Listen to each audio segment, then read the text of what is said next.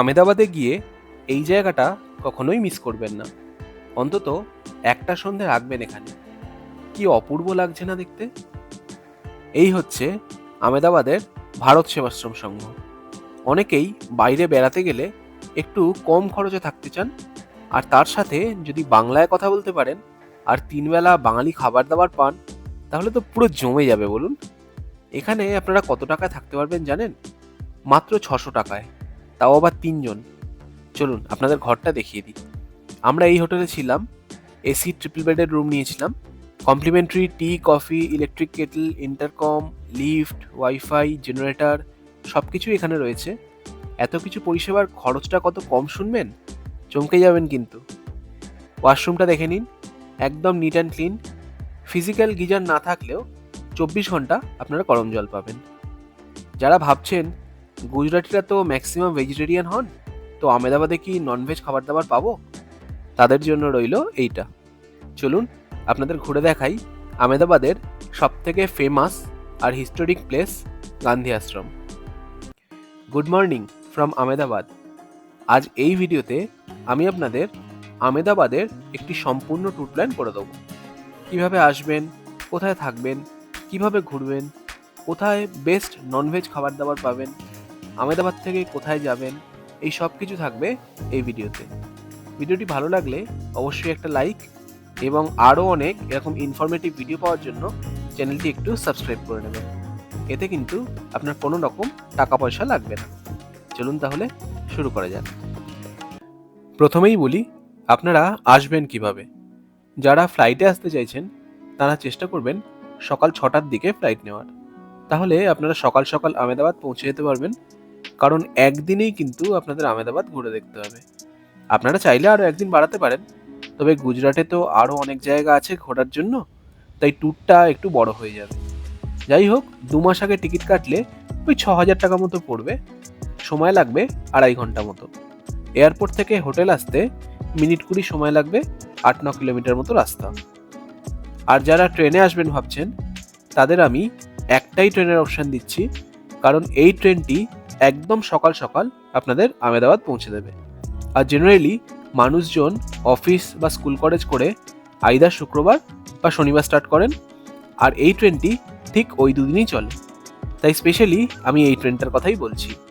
ট্রেনটি হলো 12906 Shalimar Porbandar superfast express. ট্রেনটি প্রতি শুক্রবার এবং শনিবার রাত 8:15 নাগাদ শালিমার থেকে ছেড়ে তৃতীয় দিন ভোর 6টা নাগাদ আমেদাবাদ পৌঁছবে।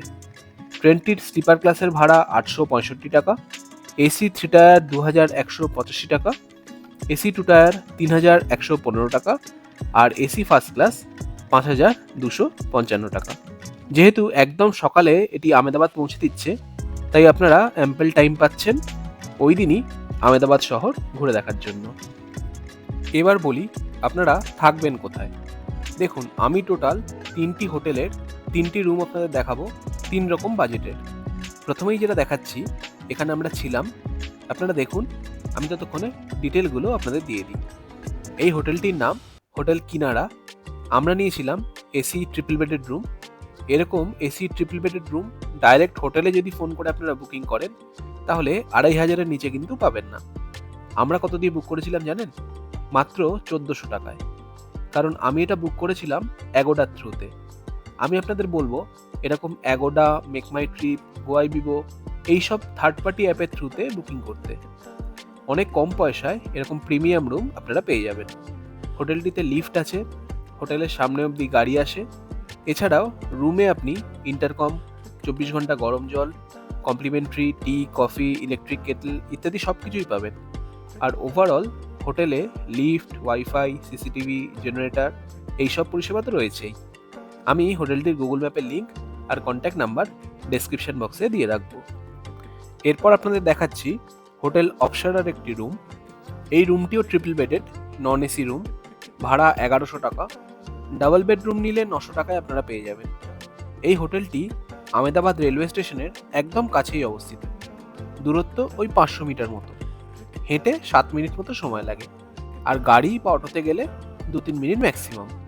এই হোটেলটিতেও লিফট আছে, তবে সেটা ফার্স্ট ফ্লোর অর্থাৎ দোতলা থেকে। মানে একটা ফ্লোর আপনাদের সিঁড়ি ভেঙেই উঠতে হবে। এছাড়া ওয়াইফাই, সিসিটিভি, গিজার, জেনারেটর এইসব পরিষেবাও আপনারা পেয়ে যাবেন। হোটেলের কন্ট্যাক্ট নাম্বার আর গুগল ম্যাপের লিঙ্ক আমি ডেসক্রিপশন বক্সে দিয়ে রাখছি। এখন আমরা চলে এসেছি আমাদের সকলের পরিচিত home away from home Bharat Sevashram সংঘে।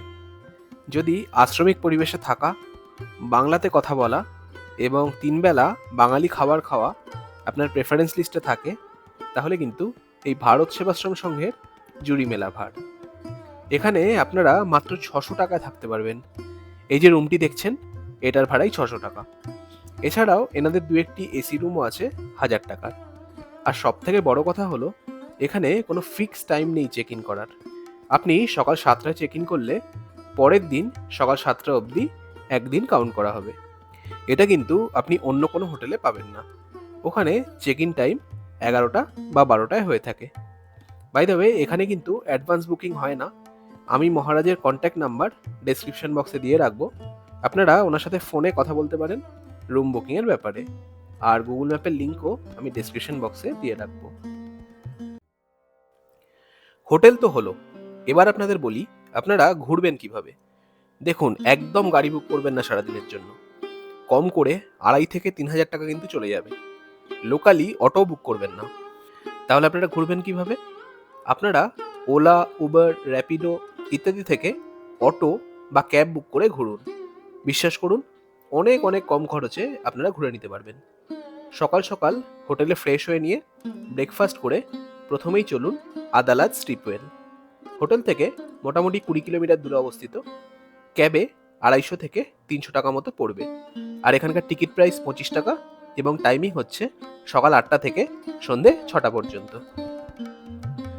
আদালাজ স্টেপওয়েল, যা স্থানীয়ভাবে আদালাজ নি ভাও নামে পরিচিত, এটা কেবলমাত্র একটি স্থাপত্যের বিষয় নয়, এটি ভক্তি, ত্যাগ এবং শিল্পকলার এক জীবন্ত ইতিবৃত্ত, যেটা 5 শতাব্দীরও বেশি সময় ধরে টিকে আছে।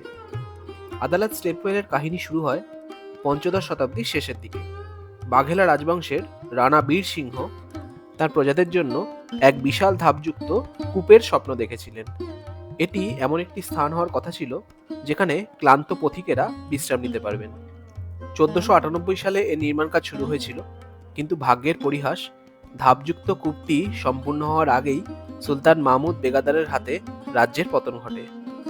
রানা বীরসিংহ যুদ্ধে নিহত হন এবং রেখে যান তার অসমাপ্ত স্বপ্ন এবং শোকাহত রানী রুদাবাইকে। কিংবদন্তি অনুসারে রুদাবাই তার স্বামীর চিতায় আত্মাহুতি দিতে চেয়েছিলেন, কিন্তু বেগাদা তার রূপ ও বুদ্ধিমত্তায় মুগ্ধ হয়ে তাকে বিয়ের প্রস্তাব দেন। রুদাবাই একটি শর্তেই রাজি হন, সেটা হচ্ছে সুলতানকে প্রথমেই তার স্বামীর শুরু করা এই ধাপযুক্ত কূপটি সম্পূর্ণ করতে হবে। বেগাদা সম্মতি দেন এবং কারিগররা এই অনবদ্য শিল্পকর্মটিকে শেষ করার জন্য অক্লান্ত পরিশ্রম করেন। যখন শেষ পাথরটি বসানো হয়, তখন রুদাবাই এই খোদাই করা সিঁড়ি বেয়ে নিচে নেমে আসেন এবং তার স্বামীর আত্মার জন্য প্রার্থনা করে এর গভীরে ঝাঁপ দেন। তাঁর এই আত্মত্যাগ কূপটিকে ভালোবাসা এবং প্রতিরোধের এক স্মৃতিস্তম্ভ হিসেবে অমর করে রেখেছে। এখান থেকে আপনাদের পরবর্তী গন্তব্য হবে গান্ধী আশ্রম। এটা আহমেদাবাদ কেন, গোটা ভারতবর্ষের মধ্যেও one of the most visited প্লেসেসের মধ্যে পড়ে। এখানে কোনো এন্ট্রি ফি নেই, আর টাইমিং হলো সকাল 8:30 থেকে সন্ধ্যে 6:30 অবধি। আদালাজ স্লিপওয়েল থেকে আপনারা ওলা বা উবের বুক করে চলে আসবেন, খরচ হবে 200 টাকা মতো। এই সবরমতী আশ্রম পূর্বে সত্যাগ্রহ আশ্রম নামে পরিচিত ছিল। পরবর্তীকালে এটি সবরমতী নদীর তীরে স্থানান্তরিত হয় এবং তখন থেকে এটি সবরমতী আশ্রম নামে পরিচিতি লাভ করে। গান্ধীজি 1915 থেকে 1933 সাল পর্যন্ত এই আশ্রমে অবস্থান করেছিলেন। সত্যাগ্রহ আশ্রম, যা পরবর্তীকালে হরিজন আশ্রম নামে পরিচিত হয়, সেটি দুটি উদ্দেশ্য নিয়ে অত্যন্ত আন্তরিকতার সাথে শুরু করা হয়েছিল। একটি ছিল সত্যের অনুসন্ধান চালিয়ে যাওয়া এবং অন্যটি হচ্ছে এমন এক অহিংস কর্মীগোষ্ঠী তৈরি করা যারা সংগঠিত হয়ে দেশের স্বাধীনতা অর্জনে সহায়তা করবে। 1915 সালের 25শে মে গান্ধীজি দক্ষিণ আফ্রিকা থেকে ফিরে আসার পর 25 জন আশ্রমিকের সঙ্গে নিয়ে আহমেদাবাদের কোচরবে সত্যাগ্রহ আশ্রম প্রতিষ্ঠা করেন। এই আশ্রমটির একটি গুরুত্বপূর্ণ বৈশিষ্ট্য হলো গান্ধী মিউজিয়াম, যেটি 1963 সালের 10th মে জওহরলাল নেহেরু উদ্বোধন করেছিলেন। এতে টোটাল 5টা ইউনিট, একটি লাইব্রেরি, 2টি ফটো গ্যালারি এবং একটি অডিটোরিয়াম রয়েছে।